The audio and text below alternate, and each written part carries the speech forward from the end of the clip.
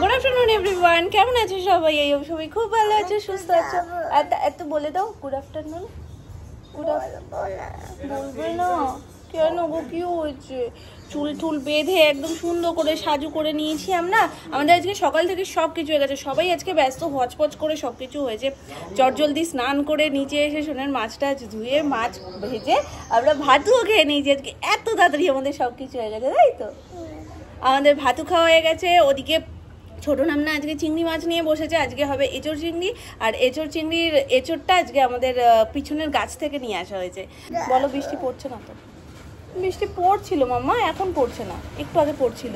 ওই দেখো দাদু ভাই বৃষ্টি দিচ্ছে ওখান থেকে, দেখেছ? একটু একটু দাদানের দিকে তাকাও, দাদানের দিকে তাকাও একটু, ওই যে পিছনে আমার দিকে। এটাও কিন্ডার জয়ের খেলনা, কিন্তু ক্লিপ খেলো।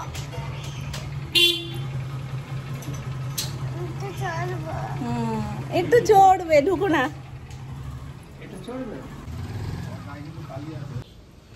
ছোদাদান সজারু কাটা হয়ে এসছে, একদম চুলগুলো সজারুর কাটার মতন লাগছে। দেখো, আমি ভুল কিছু বলেছি? না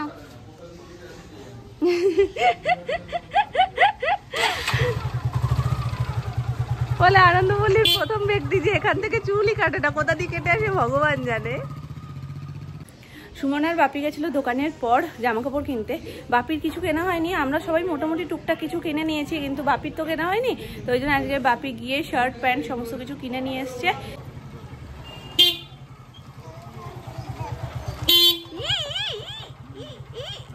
আবার তো ধাক্কা দিয়ে দিচ্ছিলে। মাছ খেয়েছে তো ওই জন্য। এই মেচে বুড়ি আয়, আলো চলবে না, পুরো আটকে বসে রয়েছে, ওর নামছেও না নড়ছেও না। হ্যাঁ,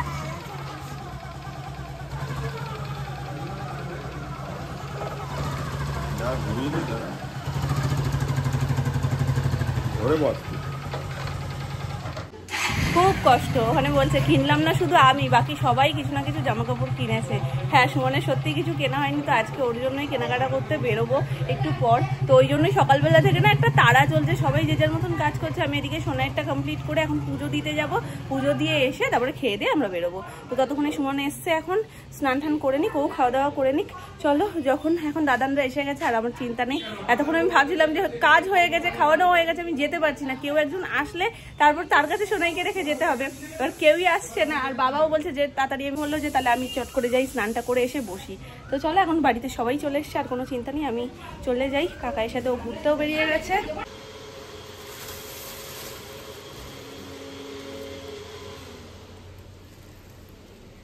আজকে প্রথম লিচু দেওয়া হবে ঠাকুরকে, গরমের ফল। চলো,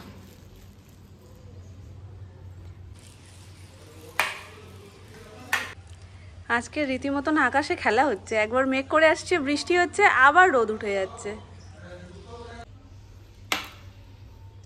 অনেক ফুল ফুটেছে ছোটখাটো। চলো,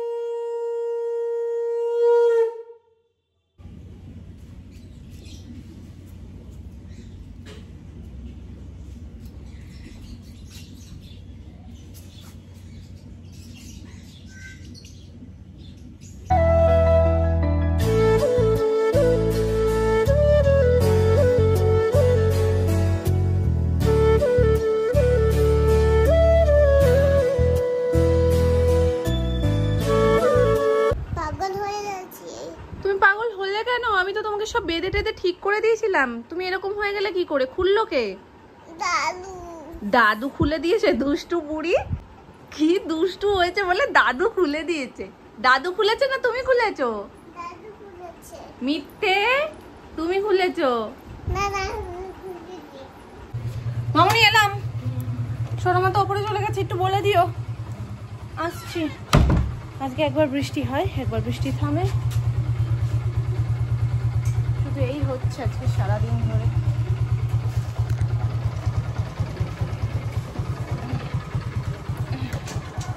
চল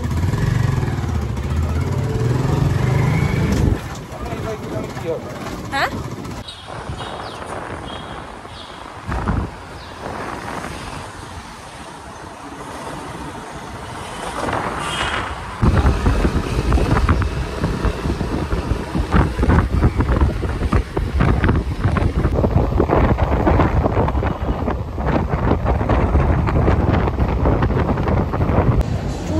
পাগলের মতন হয়ে গেছে, কোন দিক করবো সেটাই বুঝতে পারছি না।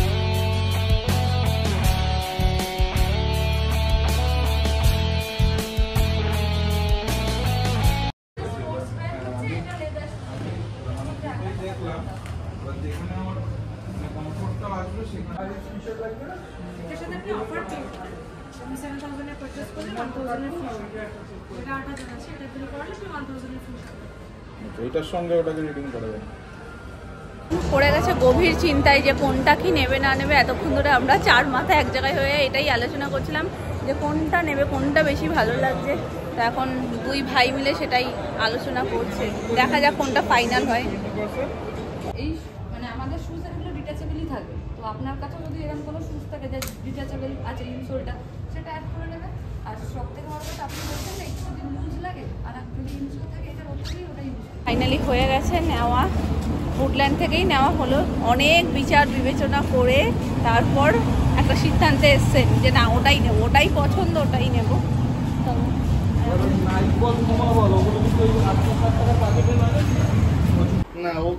কি আনতে বলেছিল কিছু?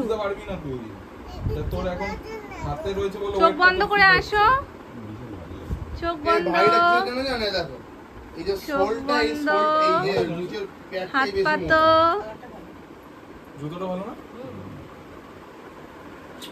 খুশি বললে না তো মাম্মা, খুশি কি না? এ মাম্মা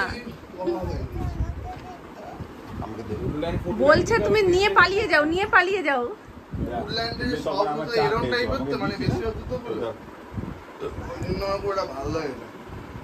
তোমাকে আমি চা দিয়েছি না, উডল্যান্ডের হাই অ্যাঙ্গেলের জন্য আমার ভালো লাগে। চা বিস্কুট দিয়েছি তো, দাদুরা খায় না। যদি আমার না থাকতো আমি কিনতাম কি করে? বাচ্চারা খায়। তুমি খুশি তো? একটু হাসো, ওটা কিরম ভাবে বলছো? খুশি হওনি? ও তো এটাই আনতে বলেছিল আমাকে। একটু হেসে দাও মাম্মা, একটু হেসে দাও। আমি কষ্ট পাই না, এখন আমি যাচ্ছি একটু আইব্রো করতে। নিজেরটা নিজে করি সব সময়, কিন্তু কিছু কিছু সময় ইচ্ছা করে না, তখন মনে হয় যে একটু যাই করেই আসি। তো সেই জন্য এখন বেরিয়েছি। ভেবেছিলাম একবারে সুমনের সাথে আসতে মানে ফেরার পথেই করে নেব, তারপরে বললাম যে থাক বাড়ি যাই আগে। মাথাটাও ধরেছিল, মানে একটা গাড্ডায় এমন পড়েছি না মাথায়, মানে মনে হচ্ছে কি ঝাঁকুনিটা গিয়ে পুরো মাথাতেই লেগেছে। যাই হোক টিপ টিপ টিপ টিপ করছে, তাও কাজটা করে আসি আগে। বাড়িতে চলে এসেছি। আজকে কি করেছি আমি জানো? আজকে তোমাদেরকে সকাল থেকে বলছিলাম না যে তাড়ায় তাড়ায় ছিলাম, এবার স্নান করে এসছি। আমি ভাবছি ঠিক আছে এখন আর ক্রিম মাখার মতন টাইম নেই, যাই নিচে গিয়ে সোনার মাছ টাছগুলো ধুয়ে ওরটা আগে খাবারটা রেডি করি। তো সেই যোগ করে নিচে গেছে। আমি ভাবছি যে ঠিক আছে পুজো টুজো দিয়ে এসে তখন টাইম থাকবে, তখন ক্রিমটা মেখে নেব। পুজো দিয়ে নিচে গেছি, এত জোর খিদে পেয়েছে তখন খেতে বসে পড়েছি। তো ভাবলাম পরে বেরোবো যখন তখন মেখে নেবো। যখন বেরোবো উপরে এসে রেডি হতে, তখন সুমন এত তাড়া দিচ্ছে, বলছে দেরি হয়ে গেলে ওদিকে দোকান খুলতে দেরি হয়ে যাবে। মাথায় ওই সব চলতে চলতে আমি ভেবেছি আমি দুপুরে আজকে নর্মাল দিন যেমন স্নান করে উঠে ক্রিম মাখি আজও মেখেছি। শুধু লিপস্টিকটা হাতের সামনে ছিল, ওটাকে অ্যাপ্লাই করে বেরিয়ে গেছি। মানে আমার মুখটা পুরো একদম ফাঁকা, মানে বেসিক ময়শ্চারাইজারটাও পর্যন্ত আমি লাগানোর আজকে সময় পাইনি। ওইভাবে হিল্লি দিল্লি সবকিছু রাজ্য ঘুরে এলাম। আসার পর এই জাস্ট এখন আইব্রোটা করে এসে এখন একটু ভাবছি যে না, বেসিক কেয়ার যেটুকুনি সেইটুকুনি করবো। একদিন কিচ্ছু করা হয় না, তাই ভাবলাম যে এখন এসছি, এখন একটু সময় আছে হাতে, তো এখন একটুখানি ভালো করে মানে ওই আমার টুকিটাকি একটু স্ক্রাব একটু প্যাক এই সমস্তই করব। তোমাদের কয়েকটা প্রশ্ন আসছিল, তো প্রশ্নগুলোর উত্তরও আমি একেবারে ওগুলো করতে করতে দিয়ে দেবো, তাহলে আমারও কাজও হবে, তোমাদেরও ওইগুলো জানা হয়ে যাবে। যখন নতুন কিনেছিলাম তখনই তোমাদের সাথে শেয়ার করে দিয়েছি, সেটাই এখনো আমি ব্যবহার করছি। আর ভীষণ ভালো একটা ফেস ওয়াশ। তো তোমরা আমাকে জিজ্ঞেস করবে হয়তো যখন আমি ফেস ওয়াশটা করতে করতে তোমাদের কিছু বলবো, জিজ্ঞেস করবে দিদি কি ফেস ওয়াশ ইউজ করো। যারা জানো না তাদের জন্য আরও একবার বলে দিলাম, মামাদের আমি এটা বিটরুট ফেস ওয়াশটা ব্যবহার করি, যেটা আমার ভীষণ ভালো লাগে, খুব ভালো। আর অল টাইপ স্কিন, কোনো রকমের কোনো প্রবলেম আমার ফার্স্ট ইউজ থেকেই কিন্তু হয়নি।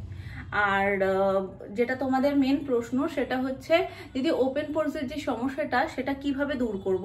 স্কিন কেয়ারে ওপেন পোরসের ক্ষেত্রে আমি বলবো একটাই সলিউশন, সেটা হলো টোনার। ভালো একটা টোনার, যেটা তোমাদের পছন্দ সেরকম একটা টোনার ইউজ করো, আশা করি কিছুটা মিনিমাইজ হবে। একেবারে দেখো ওপেন পোরস ক্লোজ হয়ে যায় না, তো কিছুটা মিনিমাইজ করার জন্য টোনারটা বেস্ট অপশন।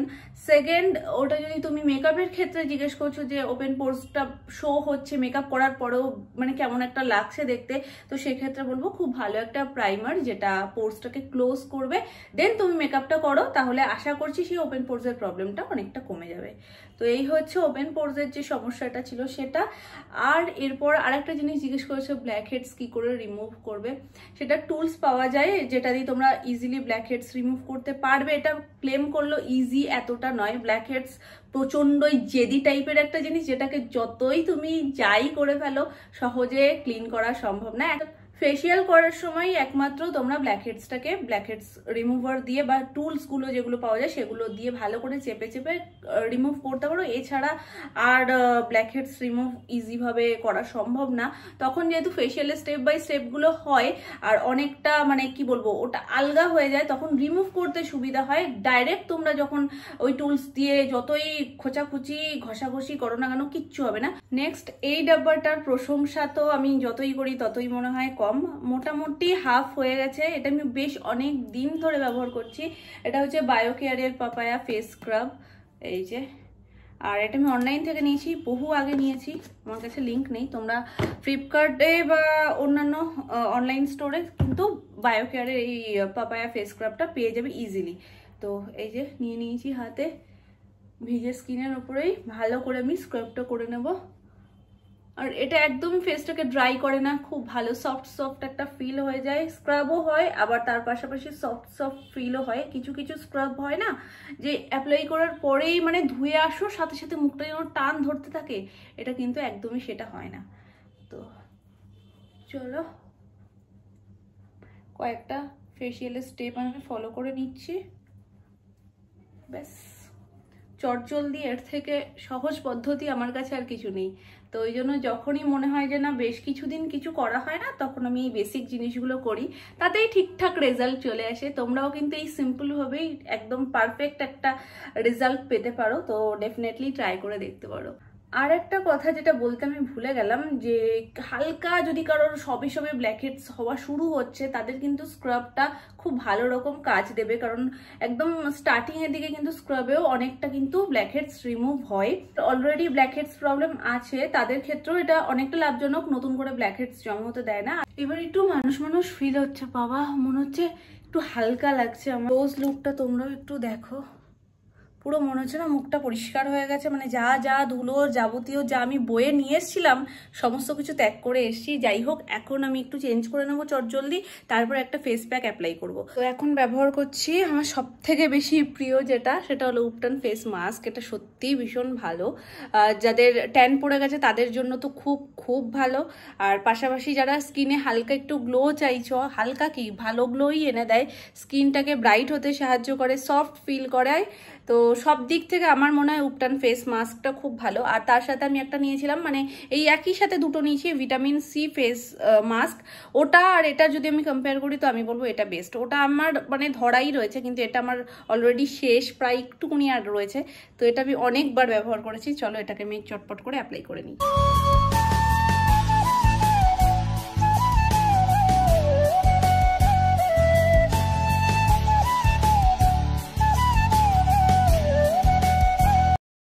তো এটাকে না দুটোভাবেই অ্যাপ্লাই করা যায়, কিন্তু আমার মনে হয় হাত দিয়ে বেস্ট।